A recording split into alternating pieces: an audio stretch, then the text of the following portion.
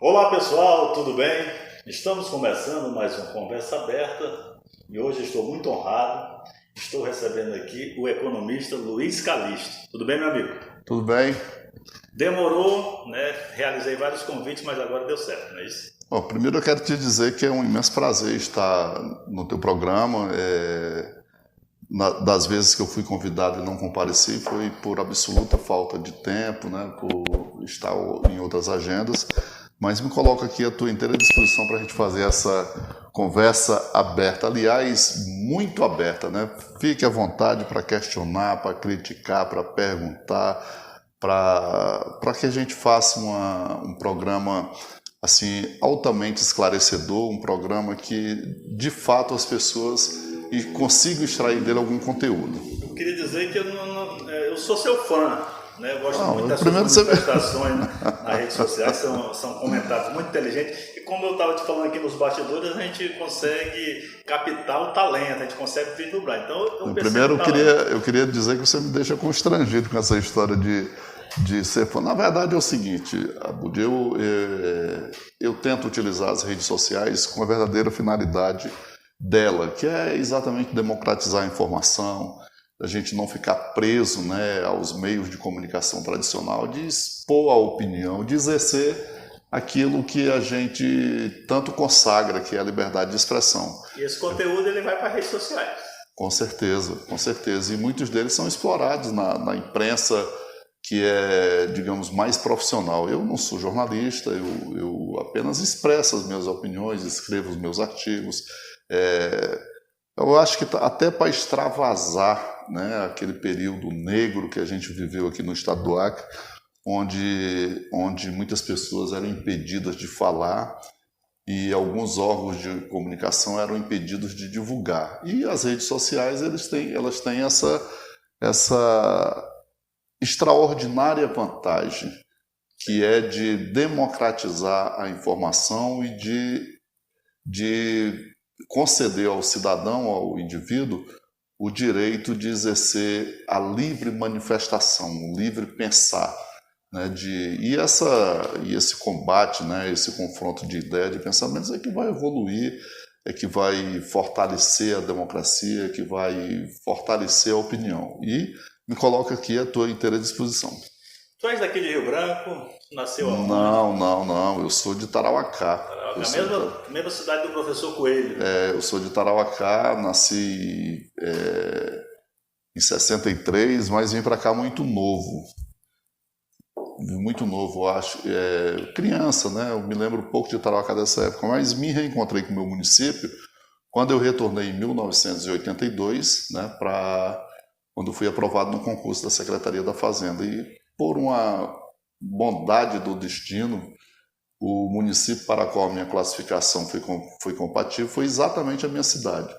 E gosto muito de Tarauacá, a minha família toda de Tarauacá. Morei em Tarauacá, tenho muitos amigos em Tarauacá. Durante o período de política, fiz campanha em Tarauacá. Foi um município que sempre me honrou com muitos votos. Né? Eu não fazia campanha em Senador Guiomar, que fica a 30 quilômetros daqui, e fazia campanha em Tarauacá, onde só se chegava e se saía de avião. Eu tenho uma estima, um amor muito grande pelo meu município. Mas fui criado aqui em Rio Branco, né? Mas trabalhei em Tarauacá, transferido para Tarauacá na época do meu concurso, e tenho laços, né, familiares e de amizade muito profundos no meu município. Quando tu fizeste concurso, já era critério a formação em economia para fazê-lo ou não? Ou depois tu se Não, ainda formou? não. Em 82, aqui no estado do Acre, nós tínhamos poucas faculdades. Aliás, nós só tínhamos uma, a Universidade Federal do Acre, né?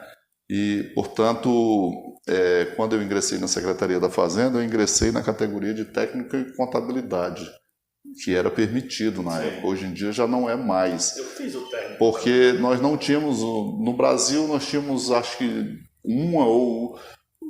uma faculdade de ciências contábeis, né? Mas hoje não, em cada esquina tem uma faculdade, né? É muito mais fácil o ensino, naquela época muito mais difícil. E nessa brincadeira, desculpe, nessa brincadeira não, nesse tempo aí já se vão lá 40 anos, né? Mas a situação não era tão fácil, né? Não era, as coisas eram muito mais difíceis, né? Hoje nós temos a facilidade da informação, da internet, né? Das redes sociais, né? Muitas faculdades. Naquela época nós não tínhamos, só tinha a Universidade Federal do Acre e oferecendo aí uma meia dúzia de cursos apenas. Mas a tua formação foi na UFAC ou foi... Eu sempre estudei em escola particular, em escola pública. Estudei 4 anos no o Grupo Escolar Mário de Oliveira, que fica aqui na Cerâmica. Conheço. Estudei 4 anos no Colégio Acriano. Estudei 4 anos no antigo SESEM, que funciona aqui na Praça da Revolução, mas também funcionou onde é atualmente a Escola Heloísa Mourão Marques, e depois na Universidade Federal do Acre. Eu nunca estudei em escola particular, sempre em escolas públicas. Calixto, e como é a tua relação profissional, né? Como é que tu se coloca dentro do teu trabalho e como é a tua relação com os teus colegas de trabalho? Olha, o trabalho na Secretaria da Fazenda é um trabalho extremamente técnico. Eu sou auditor da Receita do Estado e lá não tem interferência política. Isso não significa que pessoas que trabalhem lá não tenham essa veia política. Sim. Mas dentro da Secretaria da Fazenda, nós não olhamos quem é filiação partidária.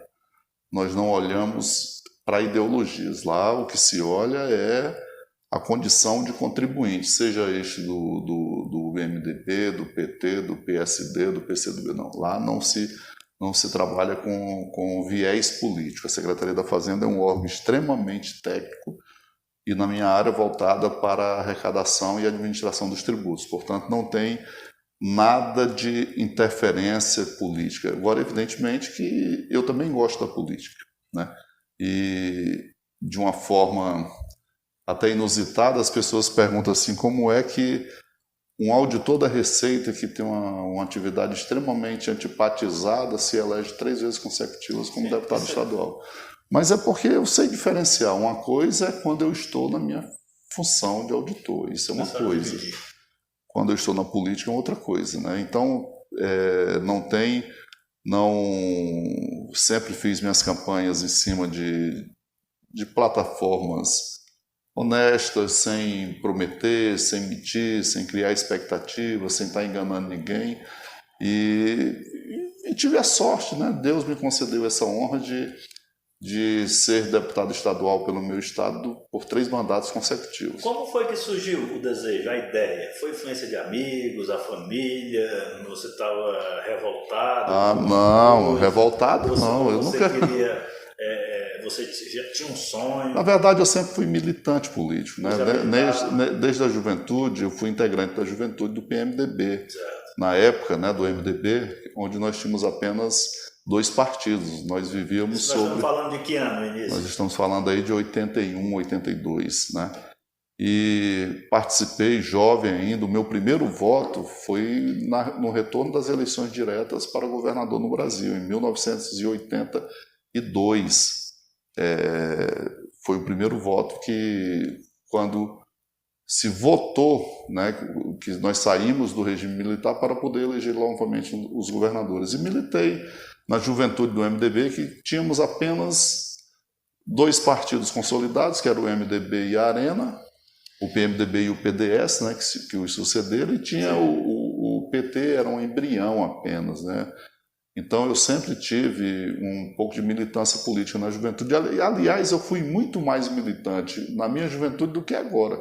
Só que naquela época era muito difícil, nós não tínhamos a liberdade, nós não tínhamos imprensa, a gente se comunicava nas reuniões, né, de grupos da juventude, com panfletos, né, com jornaizinho impresso em mimeógrafos. Era uma coisa assim, feita com muito amor, com muita dedicação. Então, e eu sempre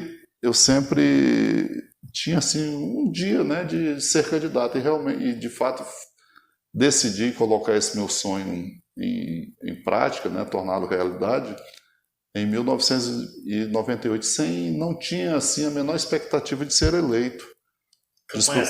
Campanha simples, dentro de uma coligação extremamente concorrida, né? Basta para você ter uma ideia, em 98, na minha 98 foi a primeira eleição do Jorge também, não é isso? Primeira eleição do Jorge, nós éramos integrantes da Frente Popular, um grupo de partidos. Só para você ter uma ideia da dificuldade que eu tinha, que dentro da minha coligação tinha, que eu me elegi, tinha o Bocalon, que perdeu, tinha o Cibão Machado, que perdeu. Ou seja, tinha algumas pessoas que são consideradas estrelas políticas, naquela época eu ganhei, eles perderam. Então,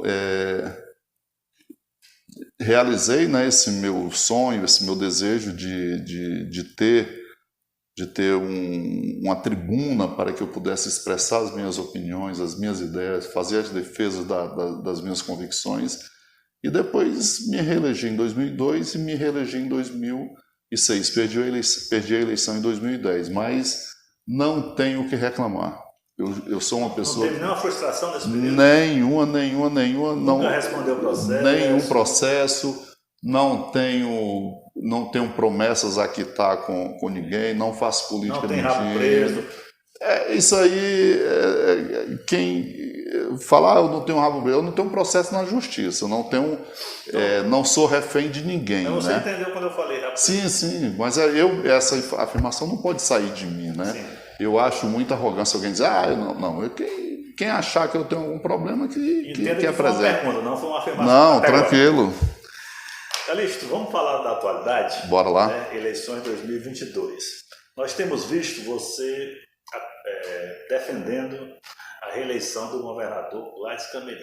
Por quê? Não, primeiro que eu defendi também a eleição dele em 2018. Certo. Né? Nós vimos daquele processo de enfrentamento com o PT. Em 2018 foi feita uma grande aliança, né, do governador Gladys Cameli com o PMDB, com vários partidos, né?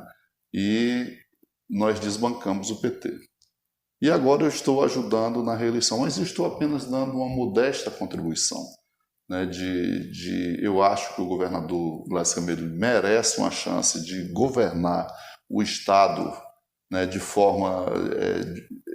uma forma que se não tem os obstáculos que ele teve que enfrentar no primeiro mandato. O governador Gladys Cameli teve apenas 1 ano e 6 meses para, de fato, tentar implementar os seus compromissos de campanha. 2 anos e 6 meses nós tivemos de pandemia, onde parou tudo, o mundo parou, o mundo ficou ajoelhado diante da pandemia do coronavírus. E muita coisa que poderia ter sido feita não foi feita nesse período. Mas por quê? Não foi por falta de vontade, não foi por falta de empenho, não foi por falta de determinação, é porque o mundo parou, né? Nós não temos precedente na história da humanidade de uma pandemia que tenha ajoelhado todo mundo, né? E o Acre não foi diferente. Nós aqui, planos que poderiam ser realizados, obras que poderiam ser iniciadas foram impedidas em razão dessa pandemia, né? O foco passou a ser a defesa da vida, o foco passou a ser a determinação de salvar vidas. Eu tenho uma experiência traumática com esse coronavírus. Na minha secretaria eu perdi 9 colegas de trabalho, companheiros, gente que trabalhou comigo, tirou plantão comigo. Eu tive na minha família 2 casos gravíssimos. Graças a Deus não houve óbitos, né? Mas o meu filho, por exemplo, teve um comprometimento pulmonar de 85%. Quer dizer, um rapaz jovem, sem nenhuma comorbidade, sem nenhum precedente de doença. Então, essa pandemia, ela atrapalhou a todos, atrapalhou o comércio, fechou o comércio, fechou as atividades, né, culturais, o futebol. O verdadeiro estardalhaço. Não há. Nós temos que dar ao governador Gladys Cameli a chance, né, de, por 4 anos, ele efetivar as obras que ele precisa efetivar, né? Porque muitas vezes a pessoa, tem o dinheiro, mas nós não tivemos a possibilidade de executar o projeto, né? Não tinha mão de obra disponível, né? Tudo parado, né? Então, eu acho que o povo do Acre está entendendo essa mensagem, está entendendo porque viu, enquanto alguns se escondiam, né? Só aparecer agora? Pode ser? Não, mas não botaram a cara, né? Ficaram aí na moita, né? só reclamando, só dando opinião, mas politizaram muito também, né? Sim, exatamente. Mas quem foi para a linha de frente mesmo foi o governador Gladys Cameli e sua equipe. Então, o povo tem entendido essa mensagem, tanto é que ele tem a grande possibilidade de ganhar essas eleições no primeiro turno. O fato de você ter apoiado a eleição e agora apoiando a reeleição tem a ver também com a rejeição ao Partido dos Trabalhadores e quem o não, na verdade, ou porque você enxerga o talento mesmo? Não, na verdade eu fiz, quem me conhece, né, quem acompanhou minha trajetória política, sabe que eu fui um dos primeiros opositores ao Partido dos Trabalhadores. E muitas vezes sozinho, sem apoio de imprensa, sem apoio dos órgãos de fiscalização, e num ato assim, às vezes quase solitário. Muitas vezes algumas pessoas diziam que eu estava fazendo uma pregação no deserto, né? Porque o PT mandava em tudo, mandava de cabo a rabo. E eu tive, né, essa ousadia de enfrentar esse sistema. Então as minhas divergências com o PT, elas não são de hoje, né? Elas são de quase 20 anos, né? Você recebeu algum processo deles? Nenhum, até porque sempre que fiz as minhas afirmações, as minhas denúncias, sempre fiz calçado em provas ou, no mínimo, indícios muito contundentes. Família Bittar. Vez ou outra nós vemos também você se manifestar dizendo que eles não gostam do Acre, que o projeto deles é familiar, tanto do senador licenciado Márcio Bittar, como da sua esposa, né, que é pré-candidata ao Senado, Márcia Bittar, que inclusive teve, né, por um período, né, sendo pré-candidata a vice-governadora na chapa do Gladys. Na verdade é o seguinte, o que é que acontece em relação à família Bittar? Eu tenho divergências políticas com o Márcio Bittar e não são de hoje. É porque o Márcio ele tem uma forma muito arrogante, muito prepotente de fazer política. Ele se acha o dono da verdade e quando a opinião dele não prevalece, ele tenta tratorar as pessoas. E eu acho um absurdo, um abuso, né, se usar isso para consagrar um projeto familiar. Não é assim, ou é a esposa, eu não sei se é esposa ou se é ex, porque uma hora é ex, uma hora é esposa, né? Mas tudo bem, eu não tenho nada a ver com vida particular. Certo. Eles que se virem. Mas, do ponto de vista político, é uma arrogância, uma prepotência, uma pessoa querer empurrar de goela abaixo, né, a candidatura de sua esposa, passando por cima de tudo, passando por cima de todos. E há muito tempo nós abominamos essa familiocracia na política, né? Usando peso, né, a sua condição de relator do orçamento, inclusive do orçamento que tem uma parte que é secreta, que o povo não sabe como é que é destinado esse recurso, fica pressionando prefeitos, deputados, né, em razão disso. Não. O dinheiro do orçamento não é do Márcio, o dinheiro do orçamento não é meu, não é seu. Né? O dinheiro do orçamento é o somatório da arrecadação do contribuinte brasileiro, dos impostos que nós pagamos. Então, ele não é propriedade de uma pessoa, é propriedade do povo. Somos nós que pagamos. Não existe uma máquina de fazer dinheiro. Existe uma máquina de arrecadar dinheiro do povo, do imposto que está embutido no arroz, no feijão, no carro, no telefone, nessas coisas. Então, quer dizer, aí de uma hora para outra o senador Márcio Bittar usa esse poder para dizer, não, tenho que eleger a minha esposa ou ex, né? E pelo que nós podemos ver, foi a qualquer coisa, né? Porque não, ele queria promovê-la de qualquer forma. Não, ele é a qualquer custo. Isso não cabe, não cabe. Não cabe.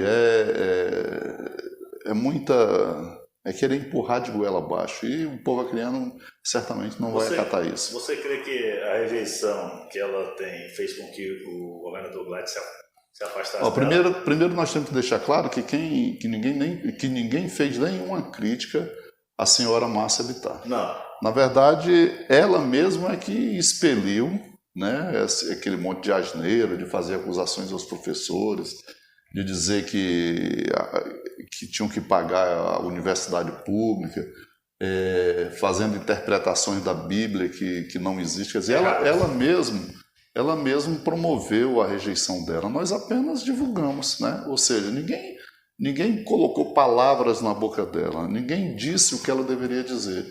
O que eu também fiz e farei é que quando ela falar as besteiras dela, nós vamos divulgar.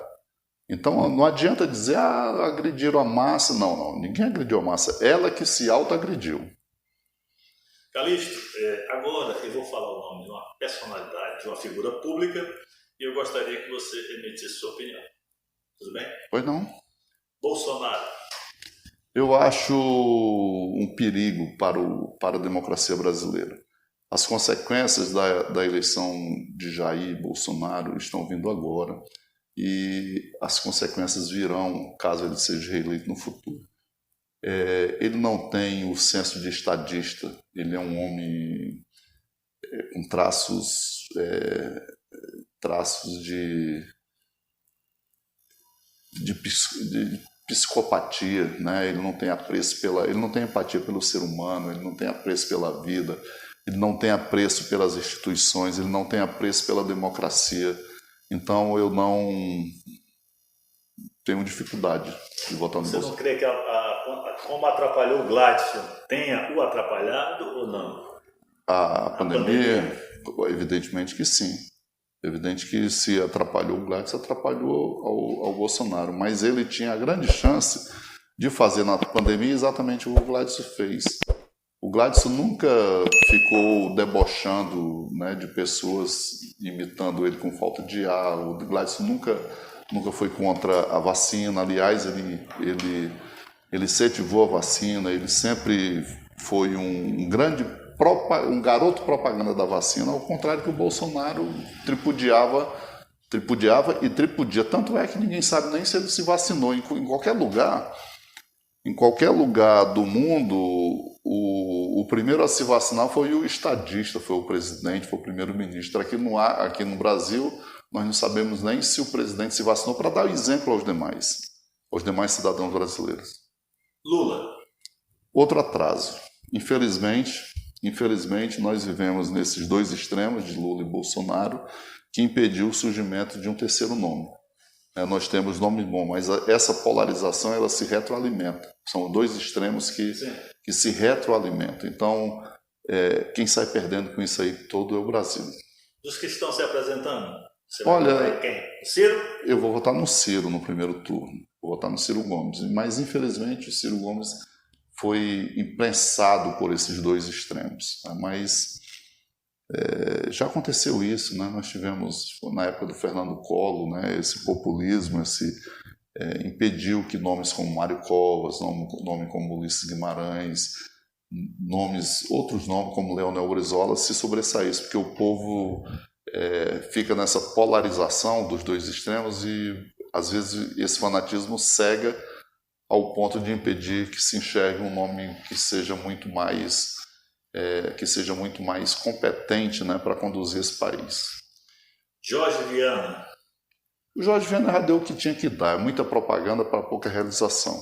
Ora, se os 20 anos de PT foram, de fato, esse oásis de prosperidade, né, que eles fazem propaganda, por que é que nós não temos os resultados agora? Me diz aí uma empresa de construção civil da época do PT que tenha sobrevivido. Me diz o nome de uma indústria. Me dá os indicadores socioeconômicos desse período. São os piores possíveis. Me diz quais são os resultados da Floresta Negra.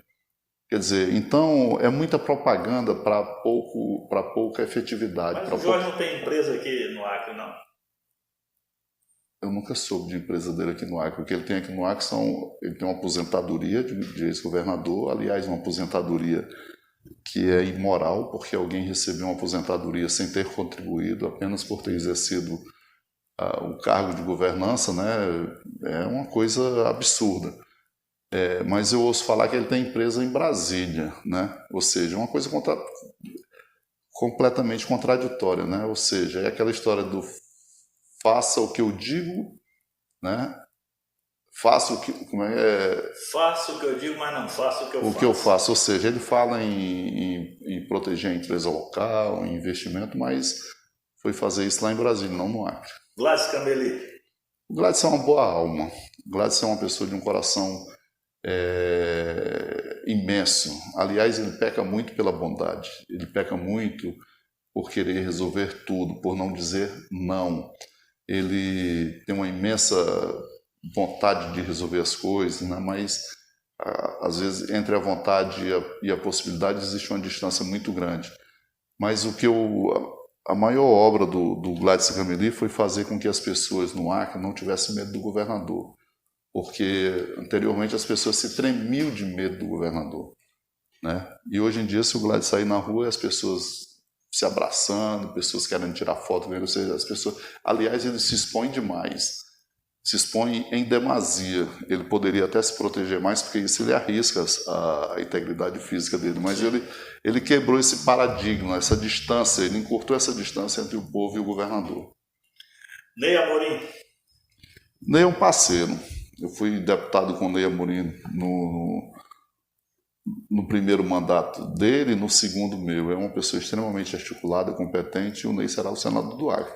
Você acha que a ligação de outrora dele com o Partido dos Trabalhadores pode refletir agora nas urnas ou não? Não. Até porque ele sempre teve uma postura muito independente. E a prova disso foi no momento em que ele se lançou candidato ao Senado, juntamente com o Jorge Viana, que era o dono do PT. Ou seja, ele teve essa ousadia de enfrentar o Jorge Viana naquela época. Então isso aí não vai influenciar em nada. Alan Rick.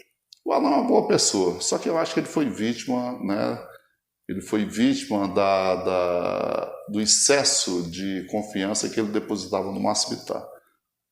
Ou seja, ele confiou demais no Márcio Bittar e na hora H, como a gente chama aqui de forma muito popular, o Márcio deu uma rasteira nele. E ele, que havia sido o nosso candidato a vice-governador preferencial, o nosso candidato ao Senado preferencial, acabou sendo traído. E aí nós temos um dever de fidelidade ao Ney. O Ney não é candidato porque quer, ele é candidato porque nós o convidamos. O Alan, ele gosto dele, é uma boa pessoa, mas politicamente ele se deixou envolver pelos laços e pelos abraços traiçoeiros do Márcio Bittar. Sérgio Petecão. Olha, o Sérgio Petecão já fui aliado do Petecão. O problema, a minha impressão que eu tenho sobre ele é que ele é uma pessoa que não tem compromisso com ninguém. O compromisso dele é com ele e com a esposa dele. Ele não tem assim espírito de grupo. É uma pessoa que precisa se preparar mais, precisava estudar mais, né, para não ficar falando coisas apenas da boca para fora, sem consistência. Mas deixa para lá. Agora eu vou entrar num assunto também, e eu gostaria que você emitisse sua opinião. Secretaria da Fazenda, o que significa na sua vida? Não, é o meu vínculo empregatício, né? Eu entrei na secretaria através de concurso público em 1982, em agosto de 1982. Eu tenho 40 anos e mais de um mês. E assim, é meu laço, né? É onde eu vivi a maior parte da minha vida, né? Fui transferido para o interior, tirei plantões em postos fiscais, estou agora, nesse momento eu estou de férias, me dedicando à campanha, mas terminando aqui eu volto para o meu trabalho. Você sabe que você tem um bom emprego, para a gente falar uma linguagem que as pessoas entendam, né? Você, a grosso modo, né, no popular, não teria necessidade de entrar na política. Então, o que se percebe é que justamente você está nesse meio justamente para lutar por causas, como você falou.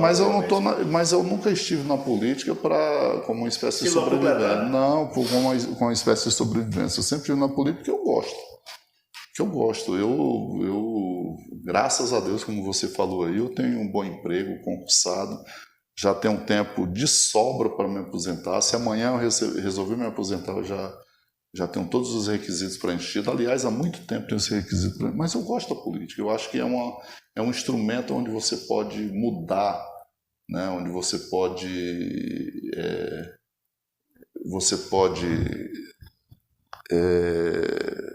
propor, né, melhorias de vida para a população. Tudo é através da política, né? Tudo é através de uma intervenção da política.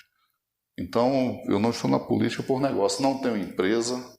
Eu não vendo para governo, eu não tenho nada para receber de governo. O meu vínculo com o governo é apenas do meu emprego, mas a política ela sempre foi uma coisa que eu sempre gostei muito. Se o governador te convidasse para trabalhar com ele, você trabalharia? fazer isso? O governador já me convidou uma dezena de vezes. Eu falei para ele que eu prefiro ajudar ele de fora. Eu não tenho pretensões de exercer cargos públicos. A vaidade da minha vida eu já realizei. Eu fui deputado por 3 mandatos consecutivos. Então, quando você fala que não tem vaidade, então dificilmente você colocará seu nome nesse Não, eu não farei ao governador Gladys Camelim nenhum pedido. Não, eu falo cargo eletivo também. Não tenho mais não. Eu quero trabalhar. Porque na verdade a pessoa acha que você só está na política se você estiver disputando mandato. Não. Sim, diretamente. Aliás, a maioria das pessoas fazem política fora do mandato. Eu não tenho mais pretensões nenhuma de disputar eleições. Na verdade, muitos que estão no mandato nem fazem política. Aí eu não posso fazer isso aí é você como jornalista que está afirmando. E a LEAC, o que é que significa para você? Olha, eu fui deputado durante 12 anos, construí boas relações. Eu acho que é um ambiente legal, né, constitucional, onde se faz os debates das ideias, dos confrontos. Não tenho inimigos dentro da política, né? Tenho adversários. Aliás, tenho adversários políticos que tive lá, que são pessoas que nós conservamos a amizade. Por exemplo, o Ney Amorim. Tivemos ali embates duríssimos, mas embates de ideias, de pensamentos, nada pessoal. Com a Nalu também. Então, a Assembleia, para mim, foi uma escola, né? Mas não tenho mais vontade de voltar a sentar naquele banco. Família? Família é tudo, né? Eu tenho 6 filhos maravilhosos e 6 netos maravilhosos. A jogadora de vôlei é filha ou é neta? É filha. Se acompanha pela rede social, né? Eu já avisei. O objetivo dela é a seleção brasileira. E vai conseguir. Foco, fé e determinação. Você é uma pessoa religiosa? Você gosta de ir à igreja? Como é que é a tua relação? Olha, eu acredito em Deus sobre todas as coisas, mas eu não sou daqueles que ficam usando o nome de Deus em vão. Eu cumpro este mandamento e censuro aqueles que usam Deus para esconder as suas falhas, para conseguir seus objetivos. Deus é para você ter em si, pedindo proteção, pedindo compreensão, pedindo misericórdia, mas Deus não é para ser usado para pedir voto. Seguindo seus preceitos. Seguindo. Não sou um leitor assíduo da Bíblia. Eu acredito em Deus, tento manter minha vida dentro de um padrão razoavelmente aceitável, mas não ando usando o santo nome de Deus em vão. Já fui muito mais frequentador da igreja na minha adolescência, né? Quando nós fazíamos o catecismo, ia para a missa todos os domingos, mas hoje eu confesso que eu não usaria a igreja na política. Aliás, nunca usei. Durante os meus as 4 vezes que eu disputei a eleição, eu não me recordo um dia que eu tenha ido a uma igreja evangélica pedir voto. Pedi voto de evangélicos e tive voto de evangélicos, mas dentro da igreja nunca fui fazer esse pedido. Tarauacá? Tarauacá é meu berço, né? Minha origem, é o meu amor. Calixto, por mim eu passaria muito tempo. Não, meu amigo, mas tá bom já. Mas a gente dá em contratempo para você deixar a mensagem que você quiser. Eu queria pedir aos meus amigos, né, aos meus irmãos acrianos que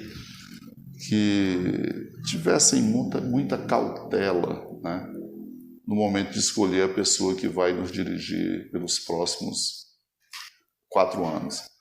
Que deixassem, que olhassem para o passado delas. Porque tem muita gente prometendo coisas que não vão entregar, tem muita gente tentando ludibriar, né? Tem muita gente tentando enganar, tem muita gente que está vendendo facilidade. Administrar o Acre não é fácil. Administrar o Acre é uma tarefa de quem tem compromisso.